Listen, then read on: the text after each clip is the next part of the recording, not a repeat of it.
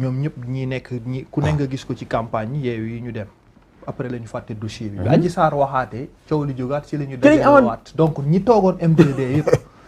ñoom bi ñuy jël 14 morts yooyu di ci def mémorandum di wër di tourner boobu ñu ngi waajal élection bi ñu demee ba récupérer seen collectivités locales yi donc loolu c'est la responsabilité familiale personnelle ñëpp daal famille yi parce que les familles aussi ak les citoyens xam nga man bañ moo ma dalee 2021 M23 ma gis le cas de Mamadou Diop gis victimes yi ci jóge gis Dia Senghor victimes yi ci jóge gis kaawu Khalifa Sall gis jamono Idrissa Seck victimes yi ci jóge et que les politiques après ils se retrouvent dans leur coalition ils se retrouvent aussi pour dem accéder au pouvoir après dinañ dajewaat sax dialogue defaat alliance defaat ay transhumance pendant que ñee dee nañ pendant que dee am na léegi nag ñi nga xam ne ni à chaque fois ñoom la ñuy mobiliser ñu génn ci mbedd bi seen responsabilité ngi ci famille yi xale yi génn ñu ci ay mbedd bi wàcc ñu ci asamaan si fëllu ñu ci suuf si ay nit a leen jur ñi leen jur famille boobu collectif famille yooyu fii dañ fi sàcc dañ fi jël ay terrain ñu def collectif des terrains xaw ma nangam collectif des ñu dàq fii collectif ñeneen fële mais ces familles là qu'est-ce qui les empêche aussi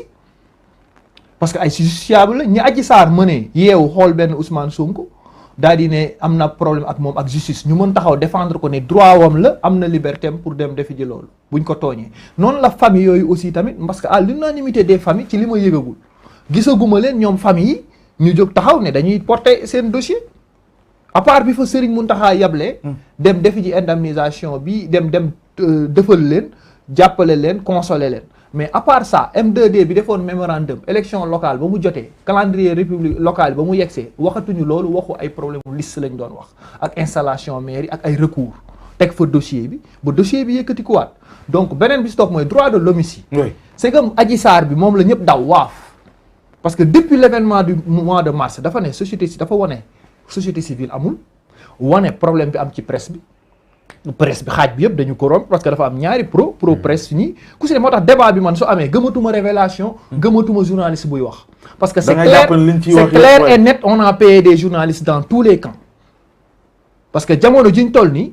ñii l'attitude des journaux corporation bi li ñuy bañ ko tudd corporation bi ça Tange Tandian on le laisse parler du n'importe quoi sur le dossier ak Pape Alé Niang di def maa tay je m'en foutisme Papa Ndiaye bu Walf di def maa tay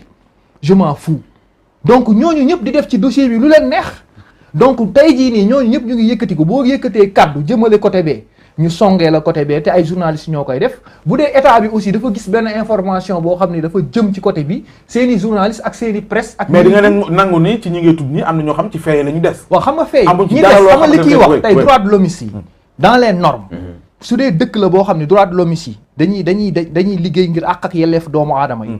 waruñu woon taxaw waruñu woon noppal beneen bi ci topp mooy famille parce que les familles victimes aussi donc waroon na leen jaral ñu ne ñun lii dinañ ci dem ba mu jeex parce que bakkan dafa cher di fàtte état bi nga xamante ne waru xaar ñu ko koy fàtte xam nga ñaara benn bakkan rek waaw ki dafa wax lu am solo mais ki dafa wax lu am solo au Sénégal de 68 de kii ñaata mort ñoo fi am de c'est que yi ngeen di wax nii buñ koy wax nii tey ci ay état naan ay nangam ñaata mort ñoo am ci ay événements ak ay manifestations politiques bi mujj génn bi Mamadou Diop ak 17 morts yi amoon ci Ablaye Wade bi pour mu quitter le pouvoir du ñoo àndoon ñu nekk opposition ñi yeeg au pouvoir du ñoo nekkoon ci terrain donc événements yi fi jot a jàll ñaata la mais yooyu yëpp en général bu yegsee impunité politicienne yi parce que fii au Sénégal wax mooy les politiciens dañu immuniser seen bopp ci benn affaire mooy tey le dossier de Ousmane Sonko lu tax mu bari coow ñaata cas viol la ñuy jugé jamono ji tribunal ñaata viol lañ jël ñu def leen mandat de dépôt mais fii bu dee dossier politique la da ngay am immunité dañ koy tuddee complot dañ koy tuddee dañuy xeex état bi aussi tamit bu fekkee dossier yooyu dafa am daf koy gaawal am na justiciable yu nekk fële loolu laa condamné UMS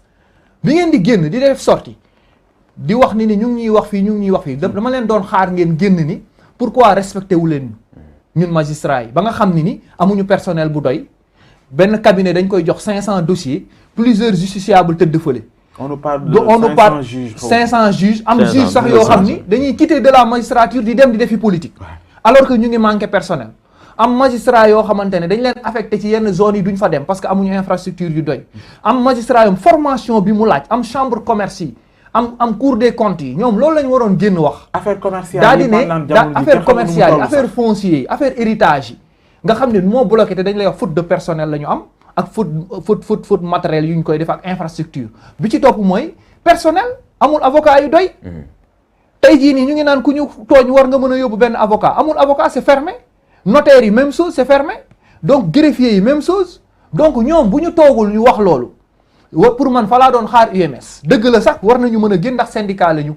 du ñu ay leneen mais fi ñu waroon génnee mooy le fait que pourquoi respecté wuñu leen pourquoi état bi joxu leen dayo boobu pourquoi état bi aussi mu yab leen yab goo xam ni chaque dossier politique ñu yàq ci seen der man j'attendais UMS à ça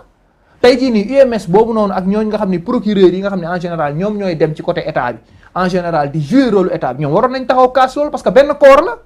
mooy ñun magistrature. kon yow mën nga comprendre médiateur rek sorteem tey wax ni ay xuloo ay médiateur ce qu'on attendait xam nga médiateur lan lañu maanaam dafa comprendre li ngay wax nii. non xam nga moom ki médiateur kooku xam nga lu mu waroon def mooy démissionner kooku amul courage amul responsabilité parce que bi ñu lay jox institution bi ki la remplacer nee na institution bi baaxul. yow nga am méfiance sénégalais yi wóoluwuñ la. yow Demba Kandji mi nga xam ne yaa yoroon fi nga jaar yëpp waxuñu ni mënoo jàng de ndax mën nga jàng. waxuñu ni doo borom xam-xam parce que jaar nga fépp. waaye dossier politique yi nga mës a takk yëpp ak procès politique yi sénégalais yi dañ ci am doute bi ci topp mooy élection yi mës a jàll dañ ne ay techniquement am na ay failles. bi ci topp ñu jox la dossier moom Aline Badara Cissé bi mu ñëwee la sénégalais yi xam médiature mu ne la lii am na problème moyen am na problème mu limite te rapport ya fa ne kenn liiru ko ku am responsabilité këm sa bopp bu ñu la joxee institution boobu da nga koy delloo mais nga toog fa ay at di jël avantage en nature yi toog fa ay at jëm retraite toog fa institution ba ca kanam yaa ngi gis sëñ Mountakha médiation yaa ngi gis église yi def médiation yaa ngi gis syndicaliste ak activiste yëpp a ngi ci mbedd bi yaa nga gis fële lépp a ngi bloqué nga yeewu di ñu wax naan ay problème mu moyen ak limité terewul yaa ngi jot sa salaire yaa ngi jël sa avantage en nature kooku dafa waroon noppi wala xëy na da doon yëglu jaare ci presse bi pour man loolu laa jàpp. d'accord léegi bu ñu bëggee avancer. mais pour revenir mooy li xew. ci affaire dossier xale yi. moom laa mooy média bi ci boppam. man xam nga dañoo ne ñaari problème la Sénégal am ñaari feebar mooy les hommes politiques ak les journalistes. mooy feebaru Sénégal. parce que ñaari problème yi. journalistes yi parce que dama jàpp ñi toog di seetaan.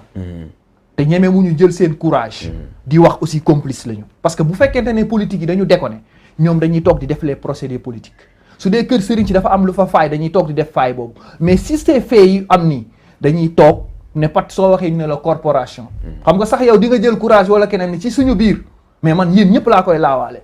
parce que damay wax ni ñi toog di seetaan. ci biir parce que dama wax société civile ma ne société civile bi fi nekk classique complice avec l'État société civile bi fi nekk nga xam ne ni en général séminaire yi ak programme yi ak projet international ma ne Sénégal amul société civile. loolu dama koy wax assumer ko ku wax maa fi njëkk a wax mais boo ñëwee tey ci traitement information yi. tey ni mu amee ay sites yoo xam ne spécial dédié pour l'opposition ni mu amee les médias d'État comme Le Soleil RTS ñooñu nga xam ne ni dañuy jël sax ay politiciens ñu ñëw di kukkali sénégalais yi def leen fa à la tête da ngay jël Soleil teg fa Yakham Mbaye muy kukkali sénégalais yi nga dem à la RTS teg fa Racine Talla muy kukkali sénégalais yi di def lu ko neex donc loolu noonu la amee aussi ci presse privée bi ñoo xam ne ni dañuy taxaw carrément wane ni dañu am problème ak état bi opposant bu taxaw ñu wax ak yow mu am ñoo xam ne ni léegi ñoom ñoo nekk ci biir parti politique yi chef de parti bu ne am nga journaliste boo am ci site privé bi bu lay waxal bu lay recruter ay médias. Mansour foofu lañ toll.